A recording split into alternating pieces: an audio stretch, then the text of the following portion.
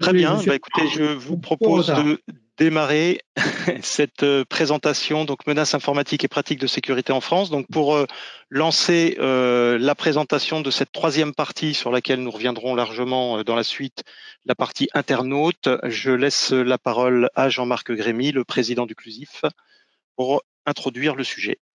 Eh Jean-Marc, c'est à bien, toi. bonjour, merci Lionel.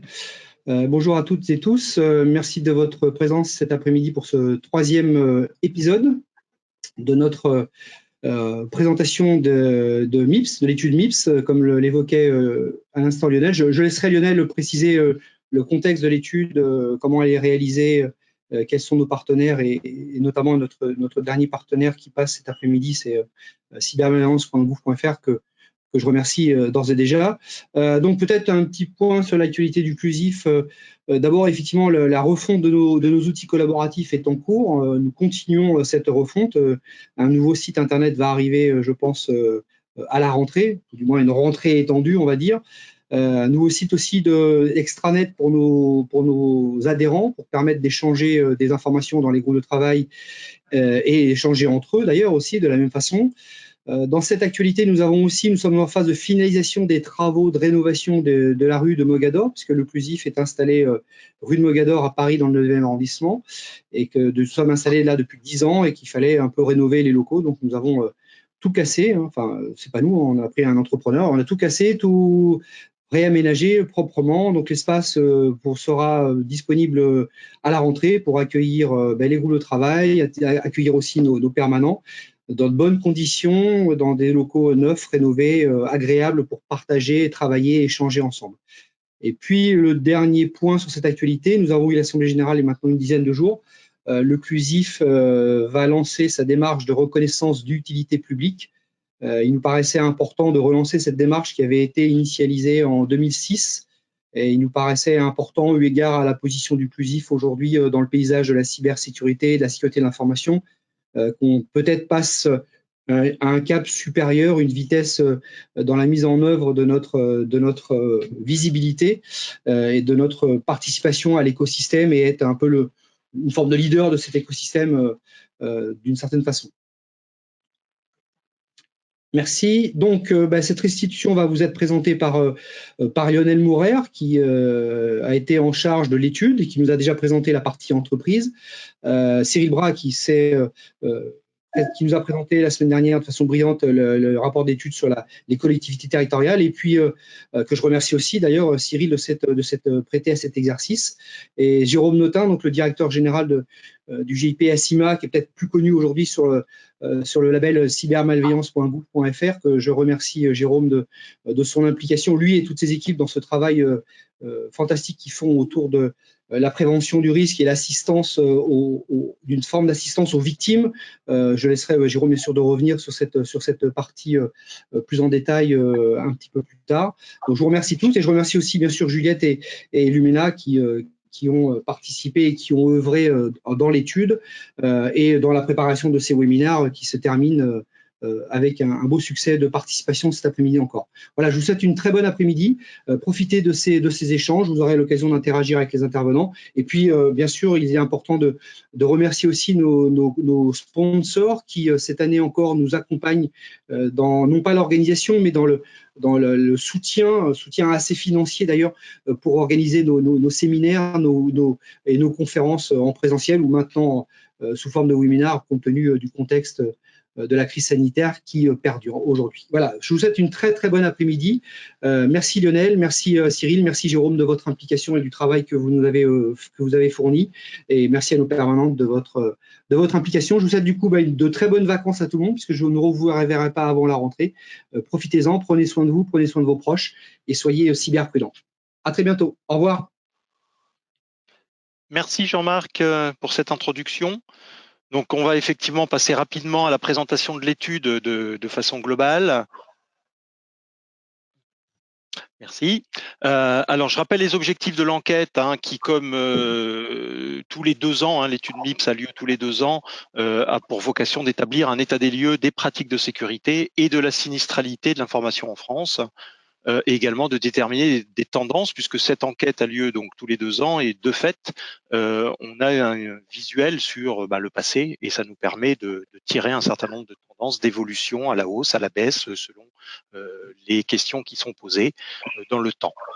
La démarche retenue, on est sur un modèle classique pour l'étude MIPS depuis des années maintenant. Une première phase de questionnaire qui se travaille en fin d'année au travers du groupe de travail MIPS. Ces questionnaires donc sont remis, on verra les thématiques après. Ces questionnaires sont remis à un cabinet d'enquête. Cette année, c'était GMV Conseil. Alors j'ai une petite pensée pour GMV Conseil qui malheureusement le cabinet d'enquête et d'études GMV n'a pas survécu à la crise Covid. Donc, il y a bien des entreprises qui ont des soucis suite à cette crise, mais en tout cas qui a été au bout du travail d'enquête et qui nous a fourni mi-mars des éléments qui ont été analysés par un groupe d'experts, alors membres ou non du CLUSIF. On fait appel bien sûr à l'ensemble des membres, mais on accepte dans l'étude MIPS un certain nombre d'experts externes qui ne sont pas nécessairement membres. Et les travaux qui sont publiés, que ce soit le rapport ou que ce soit les présentations qui vous sont faites, sont issus directement de cette analyse des différents groupes d'experts. Donc 3 restitutions effectivement, on en est aujourd'hui à la 3e. Le 25 juin, c'était les entreprises. Le 30 juin, c'était la partie collectivité territoriale. Et le 7 juillet, aujourd'hui même, nous sommes sur la partie internaute. Chaque partie donne lieu à un rapport spécifique, et un rapport complet intégrant les 3 parties sera publié dès demain. Bien qu'on passe à la suite. Voilà, merci. Enquête réalisée donc sur le premier trimestre, donc de début janvier à mi-mars, je l'ai dit tout à l'heure, et qui porte sur des données 2019. Donc les questions sont faites pour l'année 2019. Sur 3 cibles. Donc nos 3 cibles de cette enquête sont les entreprises de plus de 100 salariés, les collectivités territoriales et les internautes. Donc sur les 2 premières cibles, on est sur des enquêtes par téléphone, je ne vais pas m'attarder, j'en ai parlé plus longuement précédemment. Et sur la partie internaute, on est sur une enquête faite via un questionnaire web. 998 internautes qui ont été interrogés, mais tout ça va vous être précisé dans le détail par Jérôme juste après. Un point important, juste pour finir sur la diapo d'avant, un point important de cette enquête, c'est qu'on est aujourd'hui sur la seule enquête en France qui parle de sécurité et qui est statistiquement valable, à savoir que l'ensemble des chiffres sont redressés au regard de la réalité du pays, soit des entreprises, soit des collectivités territoriales, soit des internautes, et donc on a des chiffres statistiques qui sont pertinents. Merci. La suite. Voilà, donc là je vais passer très vite, simplement pour dire que pour la partie entreprise et collectivités territoriales, le questionnaire est basé sur l'ISO 27002, les 14 thématiques de l'ISO 27002. Et sur la partie suivante, internaute, merci, un questionnaire en 4 volets. Donc là pareil, je vais passer très très vite puisque tout ça va vous être détaillé par par Jérôme juste derrière. Spéciale dédicace, donc à mon tour, en tant que responsable de l'enquête globale, un grand merci aux responsables de thème, donc bien sûr à Cyril Bras qui a apporté le thème collectivité territoriale, et à Jérôme Notin qui a apporté et qui va vous présenter le thème internaute, à l'ensemble des experts, plus de 25 experts qui ont contribué à l'élaboration du rapport, au président Jean-Marc qui vous a fait une petite introduction, et à l'ensemble du conseil d'administration du CLUSIF qui continue à nous faire confiance. Et puis bien sûr, je n'oublie pas Juliette et Lumena, les 2 permanentes du CLUSIF qui ont également été fortement impliquées sur cette étude. Je passe maintenant la main à Jérôme Notin qui va vous faire le détail, vous présenter en détail la partie particulier internaute de l'étude MIPS 2020. Jérôme, c'est à toi. Bonjour, merci Lionel. Alors je vais cascader les remerciements. Moi, j'ai le plaisir de travailler pour la restitution donc des résultats fournis par GMV, les résultats de l'étude, donc de travailler avec Eric Egea, Philippe Wirtscheiser et Jean-Christophe Couvet. Donc ça a été un vrai plaisir. Donc s'ils sont là, je ne sais pas, mais merci à nouveau messieurs d'avoir travaillé avec moi sur le sujet. Et évidemment, les 2 permanentes qui ont fait un gros travail de consolidation des documents et des résultats donc on avait pu leur communiquer. Lionel l'évoquait, donc effectivement, à ma connaissance également, cette étude est la plus représentative, la plus neutre de toutes les études qui peuvent être faites. L'intérêt, il est toujours de pouvoir comparer par rapport aux années précédentes. Donc, 998 personnes ont été interrogées cette année, donc pour avoir les résultats que je vais avoir le plaisir de vous présenter. C'est vraiment un échantillon, comme l'a dit Lionel, qui est redressé, donc il est extrêmement représentatif. Selon les statistiques de l'INSEE, donc 52% de femmes et 48% d'hommes, 41% des internautes sondés ont moins de 45 ans, 31% ont plus de 60 ans, 55% sont actifs, 35% sont donc en retraite, élèves étudiants ou en profession, et puis 38% ont des enfants, donc parents isolés. Le redressement a également été effectué par rapport aux différentes régions de France. Donc, le questionnaire internaute, c'est 4 parties. On s'intéresse d'abord au profil des internautes et l'inventaire de l'informatique qu'ils utilisent. On les interroge sur les usages qu'ils ont d'Internet en général. On les interroge également sur la perception et la sensibilité aux menaces et aux risques qu'ils peuvent avoir. Et puis, on les interroge avec des résultats parfois un peu surprenants sur les moyens et les comportements de sécurité qu'ils peuvent avoir. Donc, la première partie concernant donc le profil et l'inventaire informatique, eh bien l'étude depuis de nombreuses années interroge les internautes sur les équipements qu'ils utilisent pour aller sur Internet. Cette année, on voit une tendance qui était amorcée depuis quelques années déjà, le smartphone, l'ordiphone, alors de la présentation, passe devant tous les équipements comme l'outil de prédilection pour se connecter à Internet. Il y a 2 ans, donc on voit, pour ceux qui ne sont pas habitués, les chiffres entre crochets, un rappel des chiffres de l'étude 2018, donc la précédente étude, et puis les chiffres mis en avant sont ceux de 2020, donc l'étude actuelle. Donc, on voit par exemple le smartphone à 87% aujourd'hui utilisé pour se connecter à Internet, contre 82% il y a 2 ans, et à égalité il y a 2 ans avec l'ordinateur portable qui aujourd'hui baisse pour le coup, évidemment, pour laisser la place au smartphone, passe à 79%. On voit également le nombre moyen d'équipements par foyer qui augmente, puisqu'il passe à 1,41 en moyenne en 2020, alors qu'il était à 1,19 en 2018. L'ordinateur fixe continue à être relégué à la cave. En tout cas, il n'est pas remplacé quand il est défectueux. On approche vraiment des 50%. On était à 57% il y a 2 ans. 51% aujourd'hui des foyers utilisent un ordinateur fixe pour se connecter à Internet. Et puis, on voit les consoles qui évoluent, mais sans exploser non plus. Pour continuer sur les mobiles, on interroge les internautes sur ceux qui indiquent utiliser des connexions permanentes sur leur mobile, donc hors domicile, pour aller sur Internet. On voit qu'en 2020, le nombre moyen d'internautes indiquant ne pas se connecter en dehors de leur domicile est constant par rapport à 2018, soit 16%.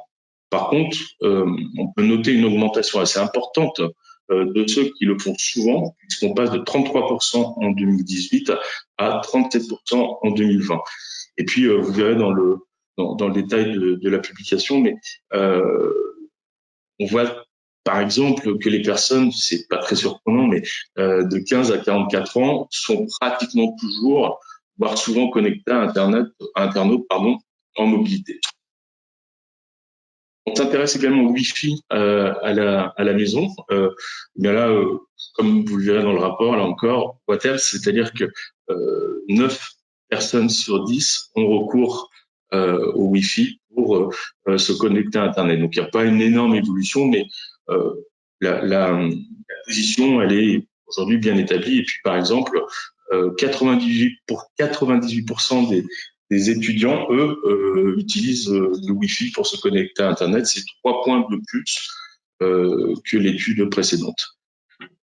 Ce sujet, on interroge également les internautes. On leur demande, pour ceux qui ne se connectent pas à Internet de façon permanente, pas du tout, chez eux, pour les 9%. Donc, pourquoi vous ne le faites pas? Et les résultats sont assez intéressants puisque on a plus d'un tiers, c'est 35% en 2020, ils étaient que 24% en 2018, à répondre qu'ils ne se connectent pas à Internet pour des raisons de sécurité.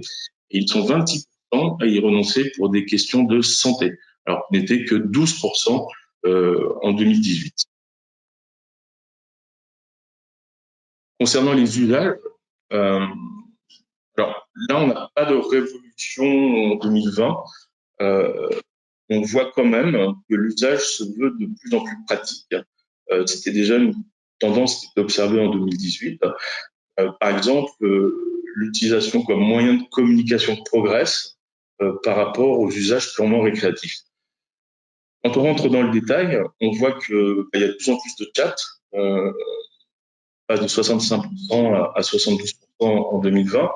De plus en plus de services communautaires. On a une grande augmentation qui sont fait 9 points entre 2018 et 2020, avec en particulier pour les personnes seules en activité, c'est même 62% qui sont utilisés au moins ces services. Et puis, ils sont suivis par les 15-29 ans qui utilisent ces services communautaires à 61%.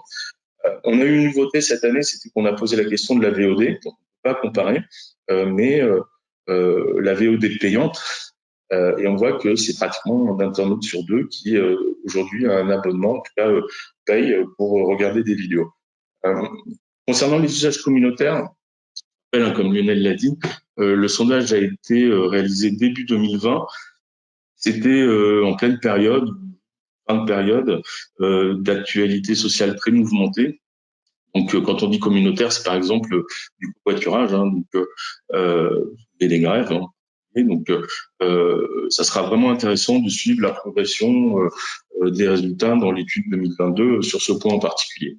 Toujours d'un point de vue pratique, donc les internautes sont 86% en moyenne, 96% pour les professions intermédiaires à déclarer effectuer des opérations bancaires en ligne, au moins parfois. C'est plus 3 points par rapport à 2018. Le pari en ligne reste plus confidentiel. Il est seulement pratiqué par un quart des internautes. Et c'est plutôt un usage masculin, puisque c'est 35% des hommes qui ont recours contre 16% des femmes. Voilà, sur l'ensemble de ces usages, l'actualité a beaucoup, évidemment, par rapport à la crise qui a eu déclenché il y a quelques mois. Donc, l'actualité va beaucoup, je pense, influer sur les résultats, dans l'étude de l'année prochaine. Le paiement s'intéresse aussi beaucoup au paiement en ligne. Alors, il y a une baisse des réticents à payer en ligne de 10 points. C'est quelque chose d'assez important. On passe de 51% à 41%. Dans le détail, il est largement adopté par les plus jeunes, qui sont seulement 18% à ne pas l'envisager, alors c'était 33% en 2018. Là encore, je vous invite à consulter l'étude du public, donc à l'issue de la présentation, parce qu'on va vraiment dans le détail et on demande quels sont les critères exigés pour que vous, internautes, puissiez accepter de réaliser un paiement en ligne.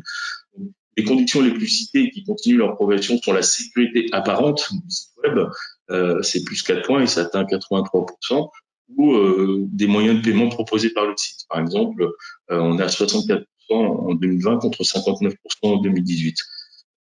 La condition de réputation du site web est en progression également. Par contre, pas chez les plus jeunes. Il y a encore un travail de sensibilisation à faire auprès de ces populations. Alors, d'une manière générale, le paiement en ligne sur ordinateur, il reste assez stable, puisque 70% des internautes utilisent leur ordinateur pour payer, alors que quand on les interroge sur leur acceptabilité du paiement sur des consoles ou des télés connectées, là c'est l'inverse, ils sont 70% à dire qu'ils n'y ont jamais recours. Troisième partie de l'étude, donc qui concerne vraiment la perception et la sensibilité aux menaces et aux risques des internautes. Alors, il est un peu chargé, on a un peu de temps pour lire ce support. Donc, on a des convaincus. On a des gens qui 9% par exemple des sondés estiment qu'Internet met en danger leur vie privée et 88% considèrent qu'il est important de protéger leur vie privée. Même 49% vont jusqu'à penser que c'est très important. Ce sont des chiffres qui sont stables par rapport à l'année 2016, 2018 et même 2016. Et c'est une stabilité qu'on va retrouver aussi lorsqu'on aborde la perception du danger d'Internet pour les mineurs. On voit que sondé en 2020 estime qu'à 94%, les mineurs, c'est une population exposée sur Internet. C'était 92%, vous voyez entre crochets, donc en 2018. C'est assez curieux et typique de la nature humaine, c'est qu'on pense que Internet peut nous mettre en danger. On va pas forcément suivre des faits lorsqu'il s'agit, par exemple, de faire le nécessaire pour se protéger, puisqu'on voit également que 46% des sondés uniquement vérifient ou modifient régulièrement les paramètres de sécurité et de confidentialité de leur profil de réseau social. Donc, les convaincus, et puis, imaginez, donc, on passe aux autres, ceux qui sont un petit peu moins convaincus. Là, je prends mes notes. Donc, on voit que pour ceux qui pensent qu'Internet ne met pas en danger leur vie privée, ils sont à 26% en 2020, ils étaient 28% en 2018. Et puis voilà, donc pour le détail, on a 12% des personnes qui estiment qu'il n'est pas du tout important de protéger sa vie privée, en particulier pour les 30-44 ans, qui sont surreprésentés puisqu'ils le sont avec à hauteur de 15%, les CSP- également, et on a aussi 15% d'ouvriers. Donc, je ne pense pas qu'il est nécessaire de protéger sa vie privée. Lorsqu'on passe sur la perception des risques sur les données, on parle bien des données, hein, sur les équipements, eh bien on voit que 37% des internautes ne voient pas de risque sur les données stockées dans leurs ordinateurs et leurs mobiles, et 26 sur leur ordinateur fixe, mobile, portable donc, et 26% sur les équipements mobiles, donc tablettes et téléphones. Ces résultats sont les mêmes qu'en 2018 et 2016. L'écart ressenti entre les deux populations, ordinateur et équipement mobile, est toujours important, même s'il se réduit un petit peu. Et, en gris, on voit la part des gens qui ne sont pas capables d'estimer le risque encouru, se réduit. Elle se réduit cette part, puisqu'on passe de 19% en 2018 à 10% en 2020. Là, on va parler des objets connectés, des données sur les objets connectés. Donc, on retrouve le même sentiment que sur les mobiles et les tablettes. 25% des sondés considèrent qu'ils n'ont pas de risque sur ce type d'équipement. Parfois,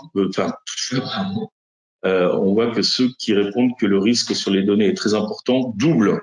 Quand on regarde dans le détail l'évolution, donc double entre 2018 et 2020, on est passé donc à 8% en 2018 et 19% en 2020.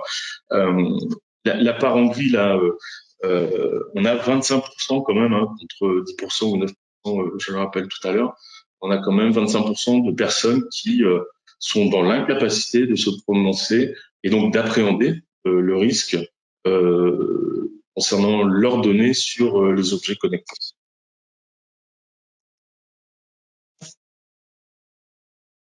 On interroge également d'une manière générale quel est votre sentiment de sécurité sur Internet. Eh bien, depuis plusieurs années, il baisse. On avait uniquement en 2016 27% des personnes sondées qui se sentaient en insécurité sur Internet.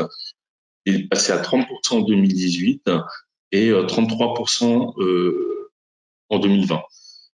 C'est rapproché, par exemple, des 60% de Français qui estiment qu'Internet met en danger leur vie privée.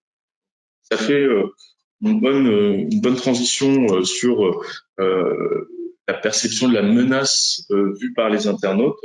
Là, on va très loin dans l'étude, puisqu'on leur pose la question de parmi cette liste de menaces qui peuvent peser sur votre informatique personnelle, merci d'indiquer si vous considérez personnellement qu'elle peut, en l'absence de protection adaptée, représenter un risque nul, peu important, important ou très important. Donc, quand on mouline les résultats et qu'on fait une analyse, on voit que d'une manière générale, il y a quand même une meilleure perception des internautes d'avoir des mots de passe uniques échangés régulièrement, une vraie oui, mot de passe comme on peut l'espérer dans les entreprises, par exemple. On voit qu'il y a une prise de conscience, en tout cas,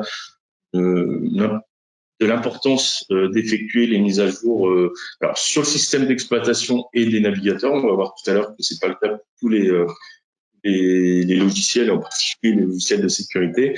Et puis donc une meilleure prise de conscience du risque de divulgation de ses propres données sur Internet. Je pense que les médias qui sont malheureusement assez fréquentes nous aident pas mal dans la sensibilisation, et donc derrière la sensibilité des internautes sur le phénomène de sa donnée personnelle sur Internet. Mais par contre, donc on voit quand même que il y a des internautes qui font très attention à mettre à jour leur système d'exploitation et leur navigateur pour aller sur Internet. Donc, pour les antivirus, de moins en moins d'internautes considèrent que c'est important de les mettre à jour, comme de moins en moins d'internautes considèrent qu'il est important de sauvegarder, donc de copier les données de ces appareils mobiles sur un support quelconque. Et puis, de moins en moins d'internautes également utilisent le contrôle parental.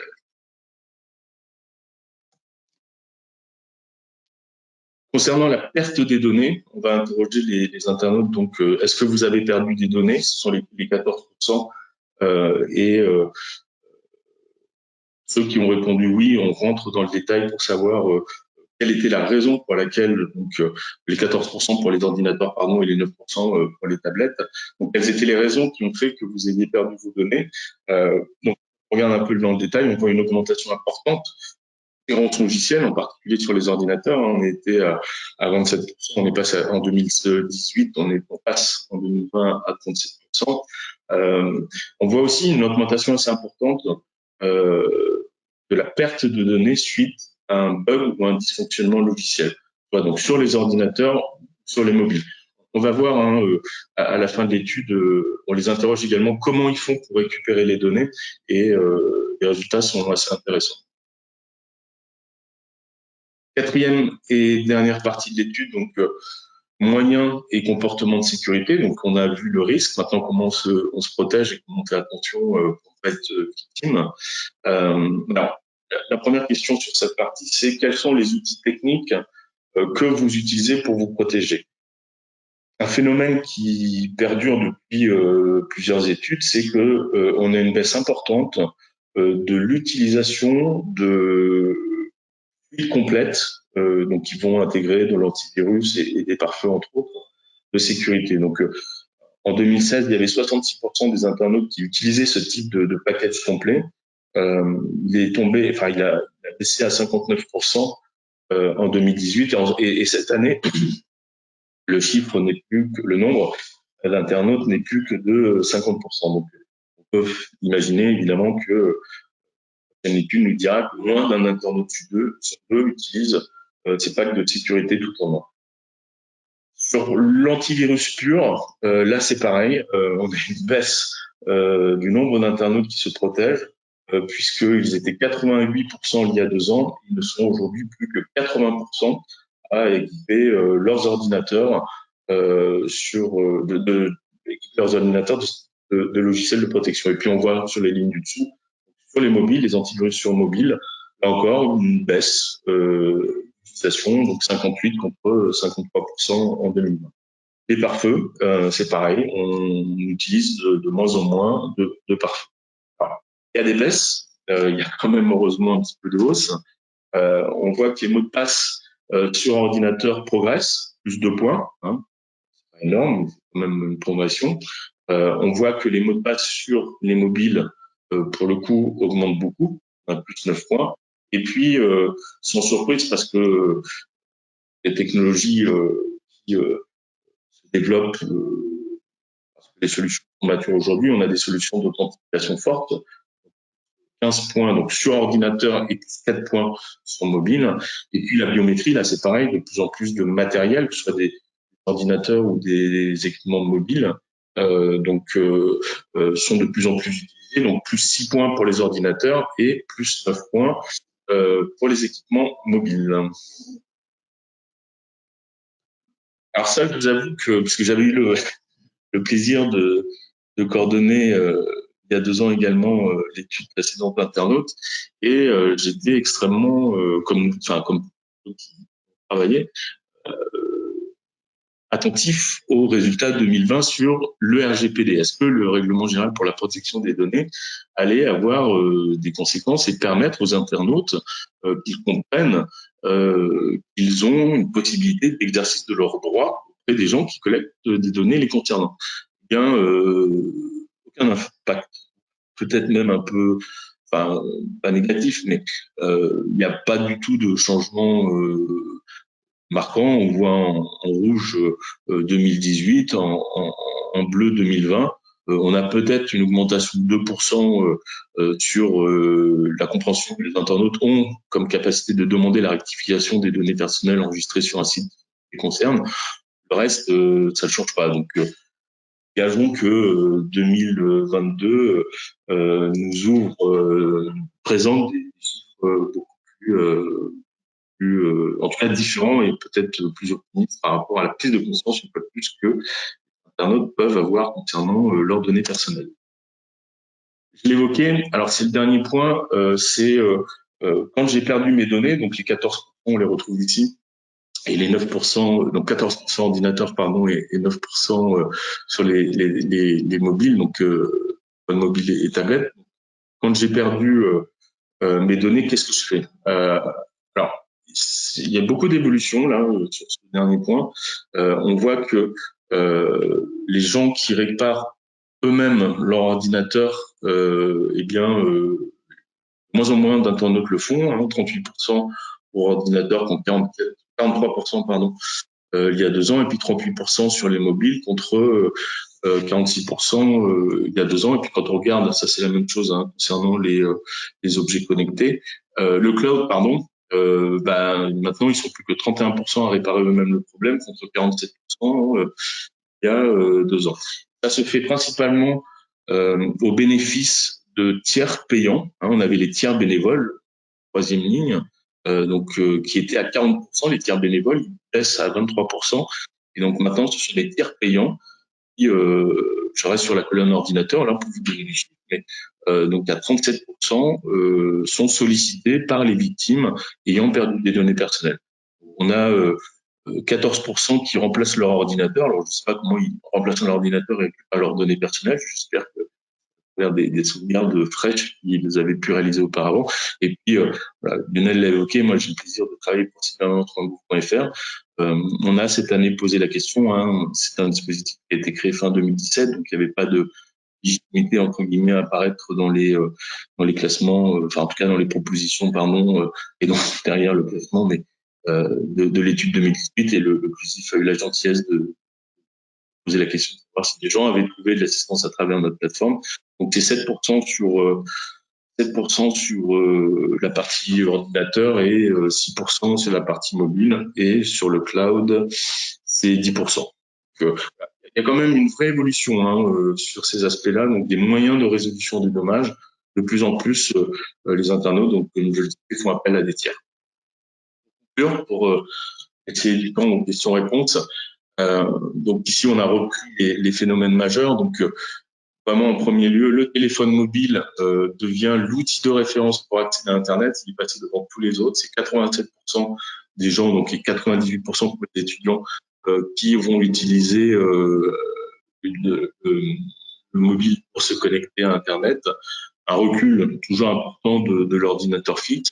Le Wi-Fi, en fait, mais 98%, ils sont là. Pour les 90% des gens qui l'utilisent et 90% des étudiants qui utilisent pour se connecter à Internet, donc à domicile. On a une baisse des réticences pour l'achat en ligne, surtout sur les 18-25 ans, mais je l'ai précisé, ils ne vérifient pas la crédibilité d'un site web avant de l'acheter. Il y aura des choses à ce sujet-là. On a une augmentation de la part des internautes qui ne se sentent pas en sécurité sur Internet, phénomène bien identifié depuis de nombreuses années, mais l'augmentation, elle est quand même assez importante. Donc peut-être que dans quelques années, on aura plus d'internautes qui ne se sentent pas en sécurité que des gens qui se sentent en sécurité. Ça va poser de vrais problèmes. Et par exemple, sur les achats en ligne, on n'est pas confiant, on n'achète pas en ligne. On a une vraie prise de conscience de l'importance d'une bonne gestion des mots de passe, et ça, c'est une excellente chose. Le mot de passe est la porte d'entrée, évidemment, sur tous les systèmes. Donc, avec des mots de passe, on fait tout ce qu'on veut, en particulier sur la messagerie pour les particuliers. Et alors, moins sur les mises à jour. On explique depuis de nombreuses années que les mises à jour, c'est souvent des mises à jour de sécurité, donc il faut impérativement les appliquer dès qu'elles sont disponibles. Pas des faits RGPD en 2020, grosse déception. J'espère que les internautes en 2022 comprendront l'intérêt de ce règlement. Et puis, voilà, une grande augmentation de l'assistance via des professionnels au détriment des tiers bénévoles. Donc, je suis, ainsi que Lionel, si je ne t'ai pas endormi, à votre entière disposition pour d'éventuelles questions. Pas du tout, pas du tout. Je rappelle juste qu'effectivement, pour poser les questions, vous avez dans le panneau de configuration de GoToWebinar un champ qui s'appelle questions. Donc, n'hésitez pas à poser vos questions dans ce champ. Et Jérôme y répondra avec plaisir. Et si besoin, je pourrai également répondre à certaines questions.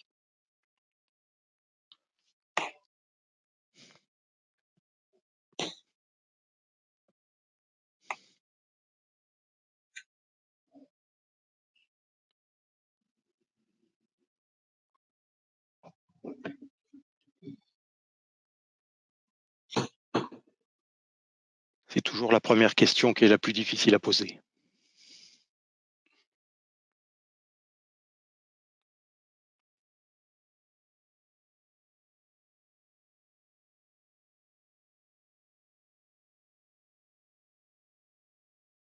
Alors, il y a toi qui n'es pas endormi, en fait.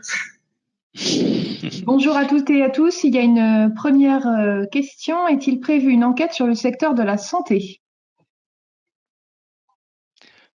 Alors, c'est peut-être moi qui vais répondre. Alors, effectivement, l'étude MIPS tourne sur 4 thèmes. Entreprise de plus de 100 salariés, entreprise privée de plus de 100 salariés, collectivité territoriale, internautes. Donc ça, c'était les 3 thèmes de cette année.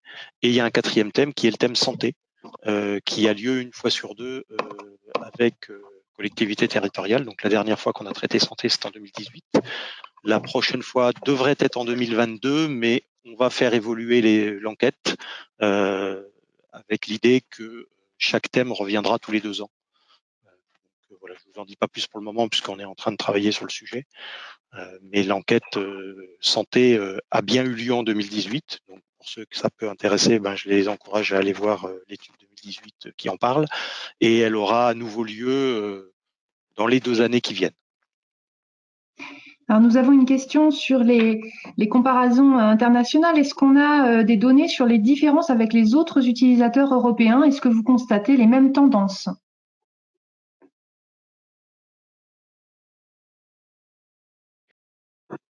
Alors, je ne sais pas si tu veux répondre, Lionel, mais moi, ma connaissance... comme tu veux, hein, on n'a pas de données sur les aspects européens au regard de MIPS. Peut-être que toi, Jérôme, au regard de cybermalveillance, tu as peut-être des informations. Je te laisse compléter le cas échéant. Alors, c'est différent parce que vraiment, l'étude MIPS, comme on le disait tous les deux, est vraiment extrêmement représentative et exhaustive. Certains pays dont des certes nationaux demandent à leurs PME, à leurs internautes, je pense à la Nouvelle-Zélande par exemple, aux États-Unis, de faire des déclarations lorsqu'ils ont des incidents. Donc la vision est extrêmement limitée par rapport au champ de l'étude de MIPS. On a vu qu'il y a beaucoup de sujets, il y a la perception, il n'y a pas que les incidents de sécurité que les internautes peuvent vivre. Donc, non, à ma connaissance, il n'y a pas d'équivalent, en tout cas en Europe, de l'étude réalisée par le CLUSI. C'est bien dommage parce que, oui, si on pouvait comparer, on pourrait beaucoup plus anticiper. Parce qu'on sait que, pas te donner des pays en particulier, mais dans certains pays, ça arrive quelques mois après, quelques années peut-être. Donc, avoir cette capacité de comparaison serait extrêmement intéressant. On l'a vu sur la crise à partir de mars, les attaques qui ont eu lieu parce que d'autres pays étaient un peu en avance sur la pandémie. Et très rapidement, en quelques semaines, quand on était à peu près au même niveau de contagion, une prise de conscience, c'est arrivé chez nous. Alors, nous avons une question sur les comptes et profils. Est-ce que vous savez si les internautes utilisent plusieurs comptes ou profils sur un même ordinateur fixe ou portable? Non, mais par contre, alors je ne sais plus dans quelle partie c'est, là encore vous le retrouverez. C'est pas tout à fait une bonne réponse, mais on voit que il y a une baisse du nombre de pseudonymes, de l'utilisation de pseudos sur les réseaux sociaux. Donc, est-ce que le fait d'utiliser des comptes génériques également sur les ordinateurs portables et que tout le monde se partage dans la famille le même compte, à ma connaissance, la question n'est pas posée, mais peut-être ça peut nous donner une tendance et qui n'est pas forcément très positive, et puis que les gens, encore, n'aient pas totalement conscience des risques de mettre des données perso sur Internet et donc peut-être de se partager le même compte sur une même machine. Alors, on a un auditeur qui dit qu'effectivement, les internautes, les sondés se sentent de moins en moins en sécurité, mais aussi qu'ils mettent de moins en moins en œuvre les mesures de sécurité. Donc, y aurait-il, selon vous, une sorte de défaitisme ou d'effet d'abandon? Il n'y a pas de chute majeure des chiffres. Il y a effectivement des baisses. On met de moins en moins à jour son antivirus, mais par contre, on met de plus en plus à jour son système d'exploitation et son navigateur. Donc, je ne pense pas parce que qu'on ait une baisse, les gens baissent pas les bras, mais là, il n'y a pas une prise de conscience comme on pourrait l'espérer qui permettent de faire évoluer et tendre vers 100% des mesures d'hygiène qui, alors on est des professionnels du secteur, donc c'est un peu compliqué d'avoir une vue un peu neutre, mais qui nous sont des b.a.-ba et que tout le monde devrait appliquer. Quelle est la nature des menaces ciblant le plus les internautes? Les ransomware, les malwares pour vol de données, cartes bancaires, données personnelles, etc. Alors, je me replonge dans l'étude. Alors, limité à la perte de données, on a vu c'était les virus crypto-lockers. La question est assez généraliste, donc c'est vraiment la première des menaces. Après, c'est l'étude d'erreur de manip qui a fait qu'on ait perdu ces données personnelles. Après, si je rapproche, tu m'en excuseras Lionel, mais voilà, au résultat que nous on peut voir côté cyberviolence.gouv.fr, les gens qui viennent trouver de l'assistance chez nous, on a aussi beaucoup d'hameçonnage, de gens qui cherchent des informations parce qu'elles ont détecté ou été victimes d'hameçonnage. On a aussi beaucoup de je crois qu'on avait posé la question, j'ai pas mis de focus dessus, mais je retrouve dans l'étude. On appelle l'étude à la webcam traitement du piraté. C'est un phénomène qui avait débuté en 2018 et a explosé en 2019. C'est ce fameux mail qui dit vous êtes allé sur un site porno, j'ai piraté votre ordinateur, votre webcam, je vous ai filmé. Si vous me donnez pas 300, 500, $2000 en coin, je diffuse à votre entourage. Donc ça, je vous invite fortement, puisque on avait posé cette question. Évidemment, c'est quelque chose qui a été extrêmement massif côté cybermalveillance, et donc puisque des millions d'internautes français, je pense que dans l'auditoire, vous ne pouvez pas me répondre, mais je pense que vous l'avez reçu tous des dizaines de fois sûrement sur différentes messageries. Donc voilà, ça fait partie des menaces qui sont assez actives sur les internautes français. Alors, il est vrai que quand les gens viennent sur cybermalveillance, .gouv.fr, ils ont a priori un problème. Donc effectivement, nécessairement, vous avez un taux de gens à problème plus important que ce que peut ressortir l'étude, qui a une vision statistique du français au sens plus complète. Oui, complète, effectivement, fait, parce que. Exactement.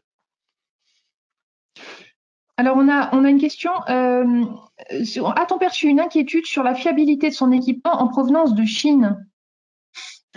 n'est pas posé. Avec l'arrivée de la 5G, ces tendances vont s'accentuer. Quelles sont les préconisations?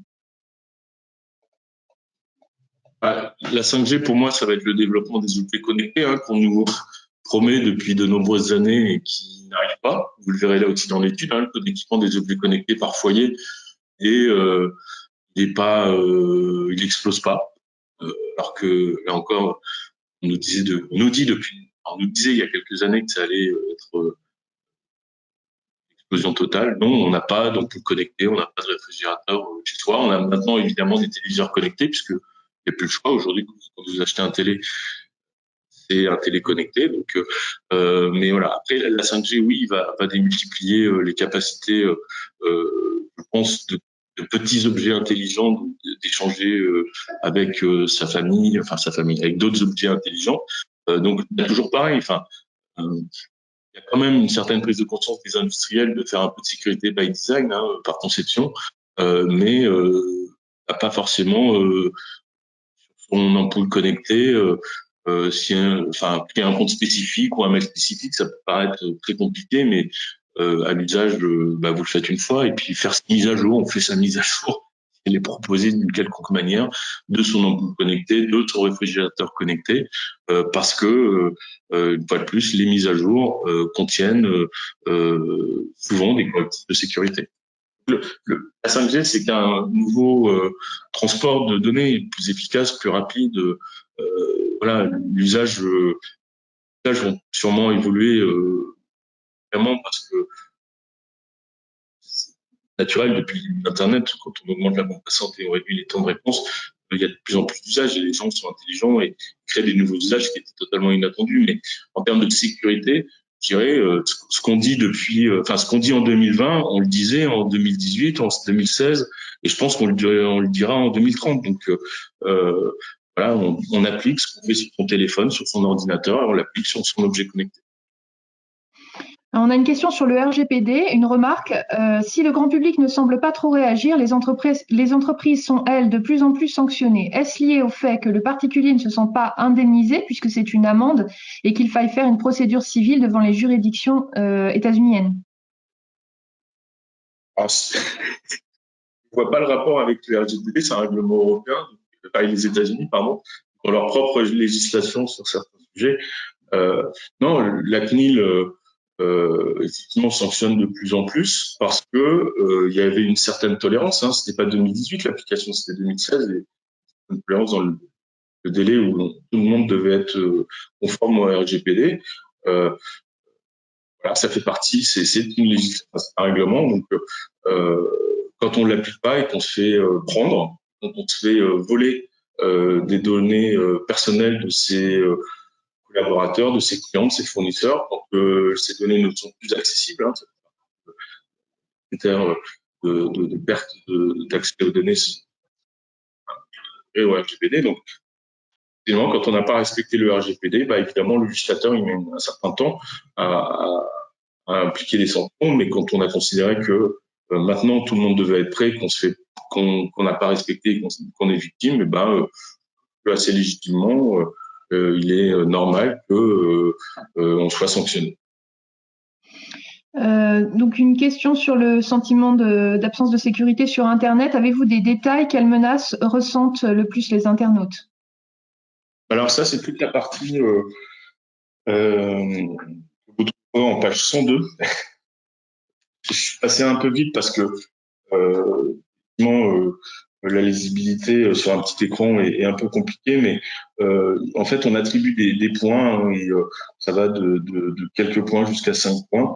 Donc, par exemple, l'échelle, la notation la plus importante, les gens ont peur de la présence de logiciels espions sur leur téléphone et leur tablette. Les gens ont peur, et ils ont bien raison, des escroqueries qu'on peut trouver sur les réseaux sociaux. Les gens ont peur des messages indésirables envoyés sur leur messagerie parce que certains sont extrêmement bien faits et les gens ont bien compris qu'ils pouvaient se faire avoir. Donc voilà, ça, ce sont les principales menaces. Et ensuite, on continue, mais une fois de plus, je vous invite à prendre l'information dans le rapport. Mais voilà, pour terminer quand même, en dessous de 4,5, on a les menaces qui pèsent sur la vie privée, donc c'est assez générique. Et puis, on a les menaces qui s'appuient sur des escroqueries. Et ça, c'est pareil, ce sont des choses qui sont, comment dire, très utiles, enfin, très importantes sur Internet. Et quelle est la croissance ou l'absence de croissance de l'usage de l'anonymat VPN ou Tor? Ah. Alors, Tor, on l'a posé pour la première fois. Alors, Lionel, je ne sais plus si tu te souviens des résultats. Ah non, là je t'avoue que je ne les ai pas en tête. C'est pas évidemment extrêmement développé aujourd'hui, hein, mais côté VPN, je crois qu'il y a une augmentation. Alors, je suis en train de chercher. Désolé. Peut-être que tu peux poser une autre question en attendant que je trouve le résultat. On a une remarque sur le nombre de logins par équipement qui peut se trouver dans le nombre d'équipements par foyer, effectivement.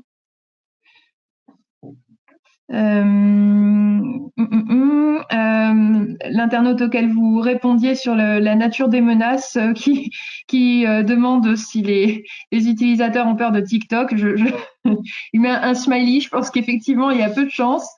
Alors, on n'a pas été jusque à ce niveau de détail. Hein, je rappelle aussi que effectivement le questionnaire est en ligne et la réponse au questionnaire, il y a quand même de nombreuses questions. Hein, c'est une trentaine de minutes et qu'à un moment donné, quand le questionnaire devient trop complet, trop détaillé, les gens répondent plus. Donc effectivement, on descend pas à ce niveau de détail de demander quelles sont les applis dans le détail qui leur posent problème. Donc effectivement, on n'a pas la réponse à TikTok en particulier. Je pense que c'était un trait d'humour. Écoutez, c'est tout pour les questions. Donc je lance un appel général. Est-ce que vous avez pu poser toutes les questions que vous souhaitiez?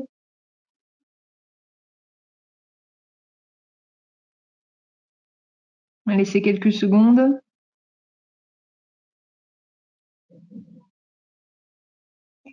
Eh bien, écoutez, ça me semble... Oui, les réponses sont plutôt positives. Donc, écoutez, très bien, je vous rends le micro. Très bien. Écoutez, merci à tous et à toutes de nous avoir écoutés. Merci encore une fois à Jérôme pour avoir porté ce thème et pour la présentation du thème. Le rapport donc internaute va être disponible dans les minutes, au pire dans les heures qui viennent. Donc aujourd'hui même, l'ensemble du rapport qui contiendra donc les 3 thématiques entreprises, collectivités territoriales qui sont déjà disponibles sur le site du CLUSIF. Donc le rapport global avec les 3 thématiques et internautes d'aujourd'hui sera disponible à partir de demain. Je vous donne un rendez-vous pour les prochaines actualités du CLUSIF et pour la prochaine étude MIPS. Encore une fois, suivez bien nos actualités puisque la prochaine sera avant 2022 sur un seul thème, mais les choses vont évoluer au niveau de l'étude MIPS avec pour vocation en particulier donc d'avoir chacun des 4 thèmes à minima tous les 2 ans, ce qui était déjà le cas d'internautes, ce qui était déjà le cas de entreprises, mais pas de collectivités territoriales et de santé. Donc on va améliorer le modèle de façon à avoir une enquête qui reste toujours pertinente, statistiquement valable et avec une récurrence plus forte sur l'ensemble des 4 thèmes. Merci à tous et à toutes, encore une fois, de nous avoir écoutés, d'avoir été présents lors de ces 3 webinaires et je vous dis à très bientôt. Au revoir. Merci beaucoup, au revoir.